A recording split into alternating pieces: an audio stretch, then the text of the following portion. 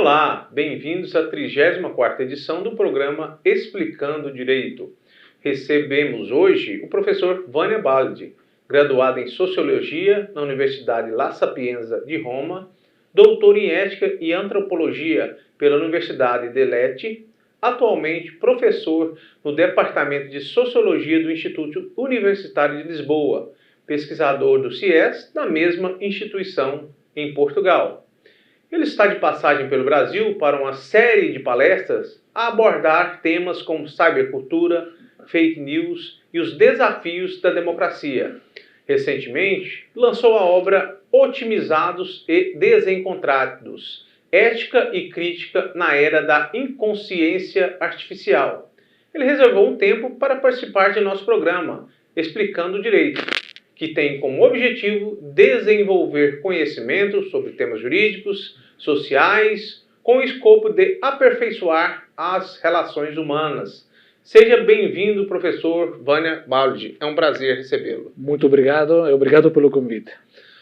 De início, professor, gostaria de trabalhar a sua obra, o título da sua obra. Ele contém 2 paradoxos. Poderia explicar em que consistem esses paradoxos? Então, obrigado pela pergunta, porque de fato o título é um bocado provocativo, no sentido que, de um lado, é uma crítica cultural a uma ideia de eficiência ou de inovação baseada numa ideia de eficiência que é tipicamente tecnológica, baseada em mecanismos chamados, definidos sempre de otimização. Portanto, otimização é uma maneira de conceber o progresso, a qualidade, a performance, a prestação de qualquer tipo de desempenho. Acabou por ser uma metáfora não apenas de desempenhos tecnológicos ou laborais, mas até desempenhos humanos, sociais, afetivos, psicológicos. E, portanto, é uma crítica a uma ideia de humanidade que parece ser concebida cada vez mais através do prisma, as lentes culturais da inovação tecnológica. Portanto, algo que deve funcionar muito bem, rapidamente. E portanto, este é um aspecto crítico. Do outro lado, este paradoxo é, de fato, frisado pela outra palavra do título, que é desencontrados. Ou seja, se nós pensarmos bem, otimizar processos ou humanidades, depois analisamos a qualidade das relações humanas que se realizam e se desenvolvem no contexto da esfera digital, e encontramos, de fato, fenômenos sociopáticos, paradoxalmente. Portanto, aqueles que eram as redes sociais, que são as redes sociais que tinham sido desenhadas para promover o tecido social, as relações sociais, as interconexões entre culturas diferentes, sensibilidades diferentes, na realidade parece ser, paradoxalmente, um motor de desencontros. Ou seja, onde as pessoas é mais fácil que se excluem, se dividem, e não que se encontrem. Ou que fiquem mais numa dimensão do digital e menos numa dimensão do processo de conhecimento presencial, social, podemos dizer, perdendo até aquele hábito de formar a sua consciência, o seu conhecimento com base no encontro com a diferença. É como se as tecnologias digitais tivessem promovido mais um encontro com quem é muito parecido com nós outros e menos um encontro com quem é diferente de nós. E, portanto, este é aqui um bocado um paradoxo. De um lado, podemos ser muito realizados porque somos muito eficientes em utilizar sistemas tecnológicos que, por sua vez, nos separam, nos afastam. Uma questão abordada em um recente artigo foi o cyberpopulismo. Nessa discussão desses paradoxos, onde que se encontra o que é o cyberpopulismo, quais as características do cyberpopulismo e onde que ele se insere nesse contexto histórico da contemporaneidade? Então, o conceito de cyberpopulismo naturalmente liga, junta o populismo, que por si é um conceito da ciência política, que nos remete para uma tendência de muitos movimentos, daqueles movimentos políticos que pretendem representar o povo sem nenhuma, podemos dizer, mediação ou intermediação de cariz institucional ou de cariz, podemos dizer, formativa, ou uma ideia de identificação entre leadership, liderança, e povo.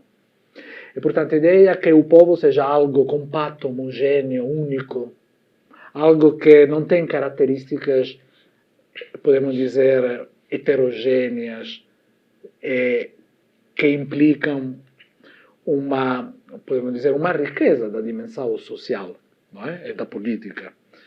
E, portanto, esta ideia de falar em nome do povo, como se o povo fosse apenas uma coisa única, é de exigir que esta relação seja imediata, direta, entre o líder ou a classe dirigente e o povo, ou seja, sem, portanto, aquela intermediação dos jornais, das editoras, das universidades, das profissões, das várias profissões liberais, ou dos tribunais. Não é? É o povo que julga, é o povo que decide, o povo é toda uma retórica que foi típica dos movimentos políticos do início do século passado, que depois desembocou em movimentos autoritários, degenerando, não é? Em crises institucionais, políticas, econômicas que já conhecemos. Volta a ser presente este movimento populista, mas apetrechado de instrumentos tecnológicos digitais que viabilizam, podemos dizer, tornam mais fácil esta relação de imediatez entre tecnologia, aliás, entre liderança, quem comunica e quem, podemos dizer, recebe esta comunicação. É como se os mídias digitais tivessem subtraído aquele filtro que podiam ser representados pelos jornais, não é? Ou pelos críticos, pelas outras instituições intermediárias.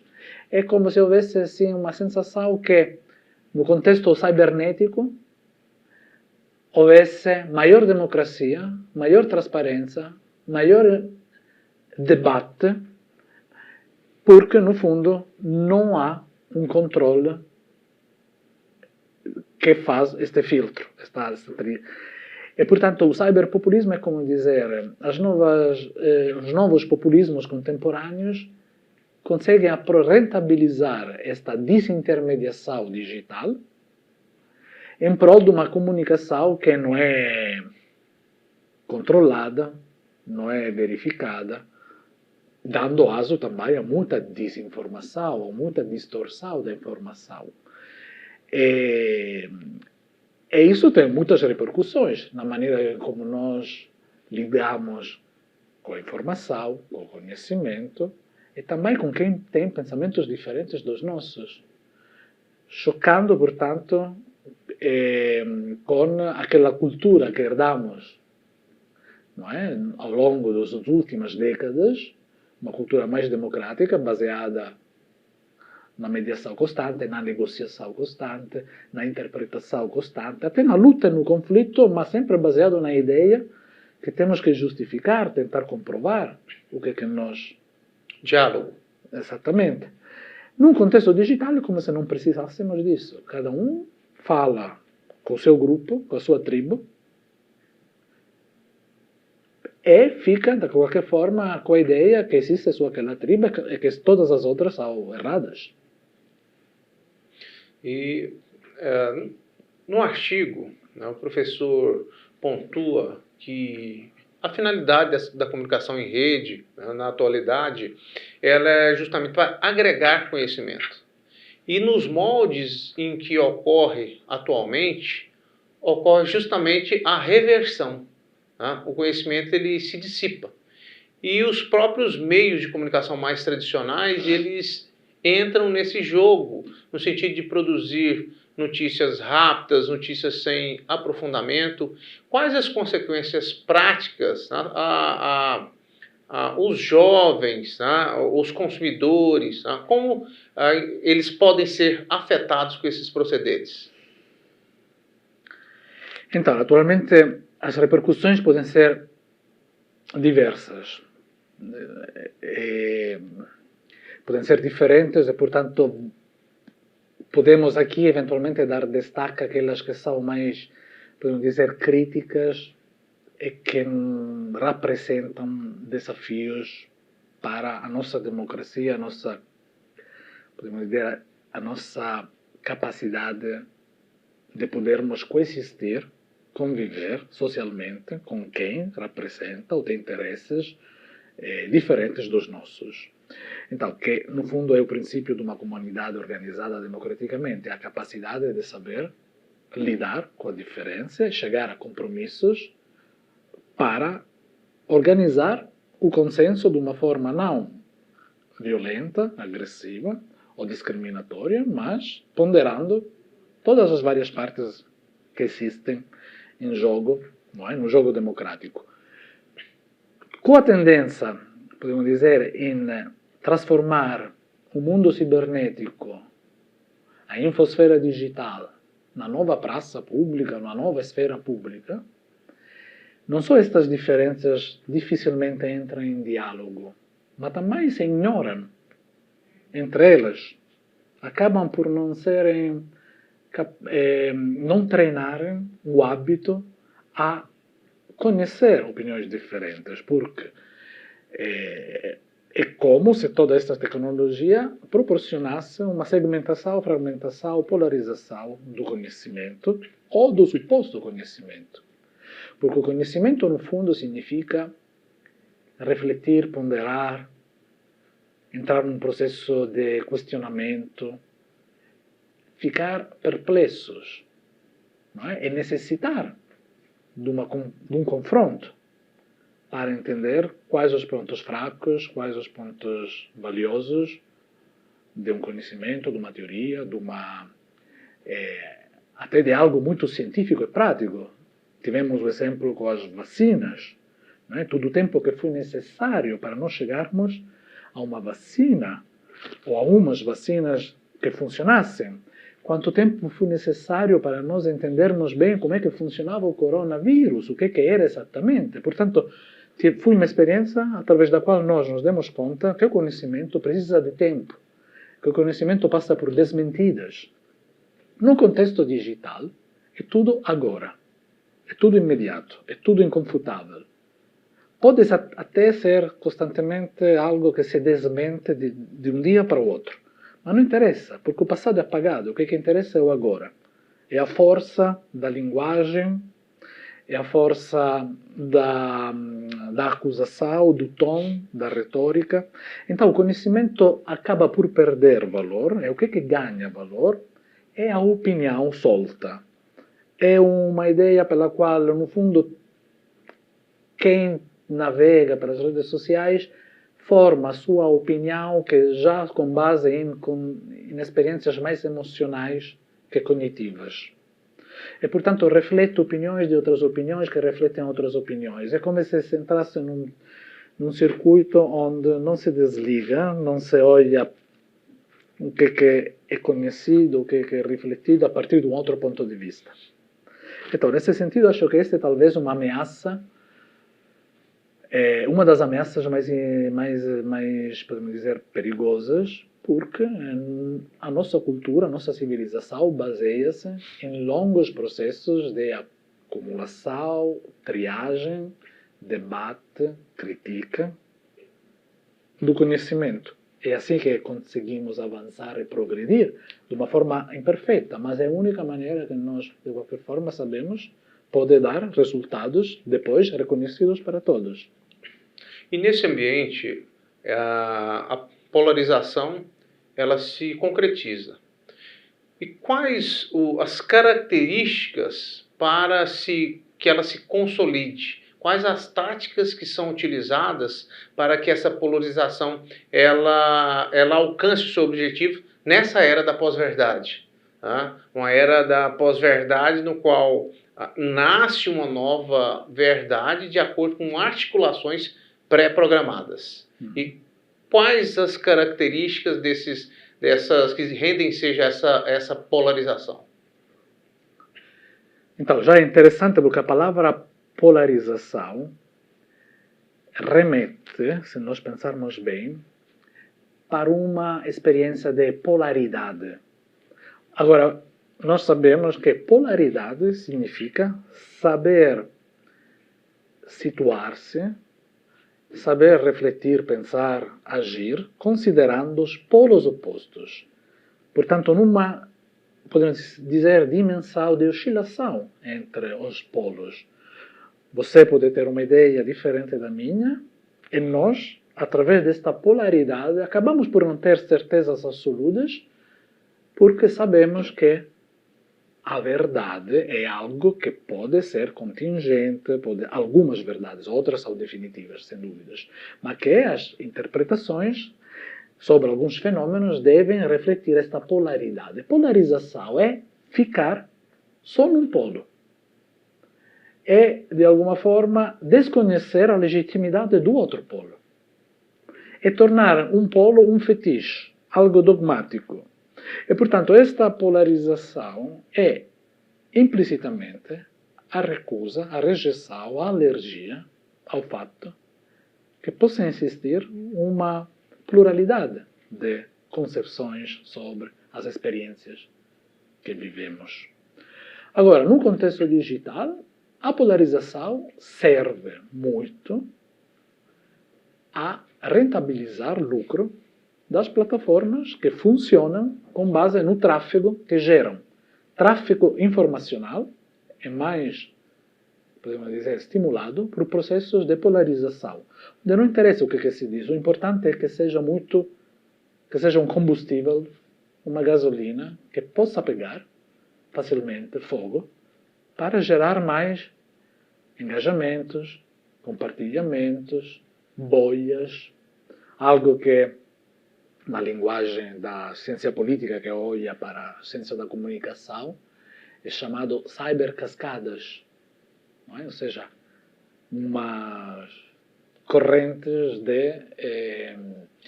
de interações, todas convergentes sobre alguns tópicos, pontos de vista, que na maioria dos casos, voltando à questão da pós-verdade, assenta na ideia que o outro é alguém que mente. Ou seja, a verdade é como se fosse não algo que eu posso dizer é assim, mas algo baseado no fato que o que o outro diz é falso. O bem contra o mal. Né? E o professor filósofo Emmanuel Levinas, ele trabalha muito a questão da ética e alteridade, a questão do outro, da aceitação do outro. E o professor pontua que esse outro ele se torna invisível, né, perante essas táticas utilizadas para que rendem seja esse maniqueísmo. Né? E uma outra observação é sobre a acriticidade ocasionada por esses instrumentos. Né? Quer dizer, no sentido de se retirar a crítica, para que se não chegue a um ponto do meio. Né? A virtude está no meio. Né? É um ditado em latim. Então, o outro ele passa a ser visto como inimigo, como contrário, como aquele que mente. Então, é esse ambiente que nós vivemos em determinadas situações, em determinados momentos históricos. Agora, o professor, no início de sua palestra, pontuou justamente, citou um CEO de uma empresa acerca do principal inimigo que eles têm, né? Que não era o Facebook, não era o Twitter. Pode falar um pouco acerca disso? Sim, este de fato é uma reflexão que tenta encontrar alguns, podemos dizer, distribuir as responsabilidades. Não é? O contexto no qual nós fazemos experiência na contemporaneidade é um contexto plataformizado. Estas plataformas digitais são o nosso, podemos dizer, nicho ambiental, ou seja, é a nossa ecologia. ecologia cultural é mediática ed é digitalmente suportada. Os nossos comportamentos, os nossos pensamentos, as nossas percepções, a nossa relação com o tempo e com o espaço é, de alguma forma, desenhada por estas plataformas que criam as condições das nossas relações com os outros, com o tempo, com o espaço, com nós próprios. E, portanto, quem gera estas plataformas tem uma grande responsabilidade porque é como se, de alguma forma, direcionasse a nossa capacidade cognitiva, perceptiva. É como se nós, quando conduzimos um carro, somos, de alguma forma, guiados pela autostrada, que tem o seu percurso desenhado. Nos contextos digitais, estas plataformas desempenham o papel daquelas autostradas que nos dizem para onde nós guiar a nossa atenção, concentração, curiosidade. A maioria das empresas comerciais, que são aquelas que dominam o espaço digital, que ocuparam o espaço digital, têm como intuito, naturalmente, aquele de gerar engagement. Neste caso, o professor estava a pensar numa entrevista que o CEO da Netflix deu uns anos atrás sobre qual é o objetivo da Netflix. O objetivo da Netflix é, no fundo, competir com o fato que as pessoas possam ter necessidade de dormir, de descansar. E, portanto, desapegar-se, não é, da tela, da Netflix, das suas plataformas, que possam deixar de ficar a fazer uma maratona de séries. Não é? Tudo isso implica, apesar de ser, naturalmente, uma coisa muito interessante, descobrir o fato que alguém diga de uma forma clara: o nosso negócio é o tempo que as pessoas nos dedicam, não é? Dedicam a ver os nossos conteúdos, ou dedicam a entreter-se ou a trabalhar através das nossas plataformas. É muito interessante porque parece que, no fundo, cada um de nós acaba por ser um recurso econômico destas plataformas. E, portanto, é como se tivéssemos que ter consciência que, quando falamos de uma forma muito crítica também sobre alguns comportamentos infocomunicacionais, a polarização, a velocidade, a falta de concentração, este é também, de fato, algo que foi promovido pela cultura, a gramática do funcionamento desses instrumentos, que exigem ou que querem que nós demoramos muito pouco tempo em visualizar uma informação para passar logo a uma outra, para compartilhar, para deslizar de uma para a outra, que não, de qualquer forma, largamos e passamos a fazer outras coisas. Na sua palestra, professor, o senhor que é pesquisador, né, no âmbito da Europa, apresentou alguns dados acerca da preferência das pessoas, máquina ou ser humano, para desempenhar determinadas funções. Pode nos tecer algumas considerações aos nossos espectadores? Sim. Esta, aliás, é uma pergunta que permite de passar também ao subtítulo do livro, não é? Ética e crítica da inconsciência artificial, porque, no fundo, nós, nos últimos 25 anos, respiramos, através da leitura dos jornais, da publicidade, do marketing, através, podemos dizer, o conhecimento do que mobiliza e dinamiza o mercado, as novidades, o entusiasmo, que todo aquele que representa inovação tecnológica é como visto, lido, interpretado logo imediatamente como algo bom e positivo. Neste sentido, este reflete-se também, paradoxalmente, no fato que nós acabamos por termos mais apreciação sobre algo que é produto tecnologicamente, não sobre algo que é o resultado de um trabalho humano, social, de uma competência, de anos de estudo.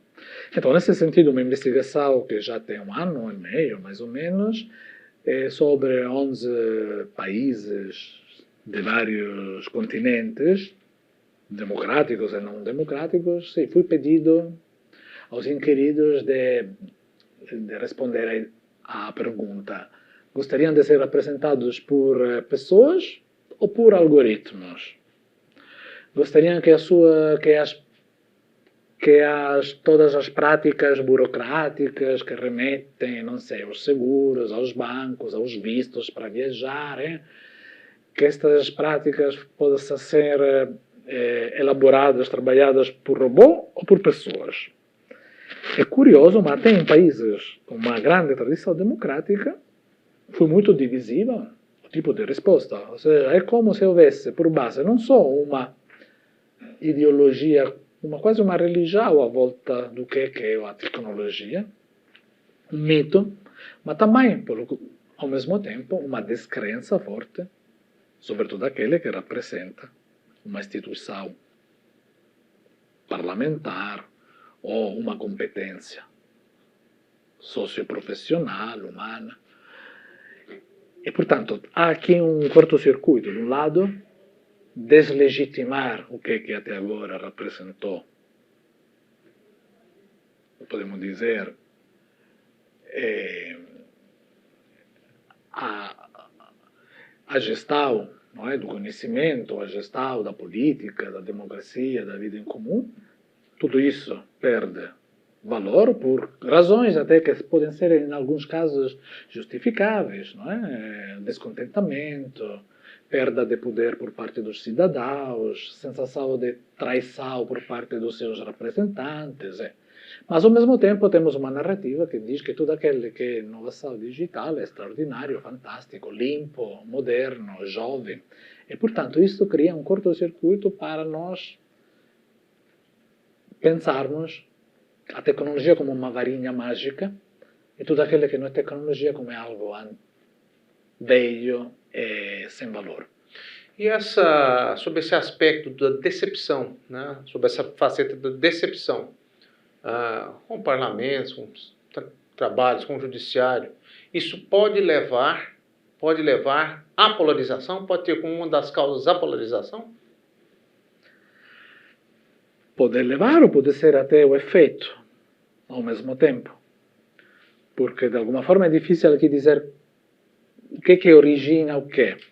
Há um conjunto de causas e de fenômenos sociopolíticos, históricos, econômicos que criam as condições para que, por enquanto, sejam exigidas respostas rápidas e respostas muito afirmativas, baseadas, no fundo, na impaciência ou na irritação ou na desconfiança e, portanto, há como uma exigência de respostas fortes e, geralmente, as respostas fortes, quando até são apresentadas com uma tônica de vingança, não é? São respostas que nos levam para caminhos perigosos. A questão é recuperarmos, podemos dizer, o charme das respostas mais ponderadas, pautadas, que demonstram que chegar até um objetivo requer participação, tempo, naturalmente transparência também. O filósofo Habermas, ele trabalha muito a questão da participação. Então, a participação do cidadão nas discussões de uma forma tranquila, de uma forma consciente, ela é essencial também. Ela é essencial, mas pode também a discussão ser animada, apaixonada. A raiva faz parte das paixões humanas e pode ajudar também a desencadear processos construtivos. Esta é também uma coisa importante, não é? Que nós temos que considerar. E pode ser justificada a raiva. A questão é que tem que ser elaborada, transformada, retraduzida em algo que depois permite... É um processo. Que depois permite uma negociação. Uma síntese, né? Uma síntese. Perfeito. Professor, estamos encaminhando para o final do nosso programa. Deixo à disposição a palavra para o senhor tecer algumas ponderações. Não, eu queria apenas agradecer e destacar o fato que é a primeira vez que eu falo num contexto onde o direito, a justiça, protagonista, não é? A casa que me recebe e me acolhe. Portanto, este para mim é muito interessante porque é bom alguém da minha área trabalhar com alguém de uma outra área. É bom registrar que quem vem da área do direito possa ter interesse na área da sociologia, da ciência da comunicação, não é? Aparentemente não deveríamos dialogar, mas na realidade nos enriquecemos pelo fato que saímos dos nossos campos disciplinares. Sim, com certeza. O direito, essa multidisciplinariedade para o direito ela é fundamental. Tá? Essas ciências co-irmãs, elas integram o direito, fazem parte do direito, e nós temos o prazer de recebê-lo, tá? E várias considerações ali, seus artigos, tá? Vou adquirir a sua obra, porque são temas de bastante envergadura, principalmente para o profissional de direito, para o cidadão também, tá? De maneira que nós possamos ampliar os nossos conhecimentos, nos tornarmos cidadãos mais bem informados. Tá? Nós estamos a terminar aqui a nossa 34ª edição do programa Explicando o Direito. Tivemos o prazer de receber o professor Vânia Baldi. Muito obrigado. Este programa é uma produção da Escola Superior da Magistratura do Estado de Mato Grosso, desembargador João Antônio Neto. As edições anteriores podem ser conferidas no Instagram da ESMAGES ou no YouTube. Muito obrigado.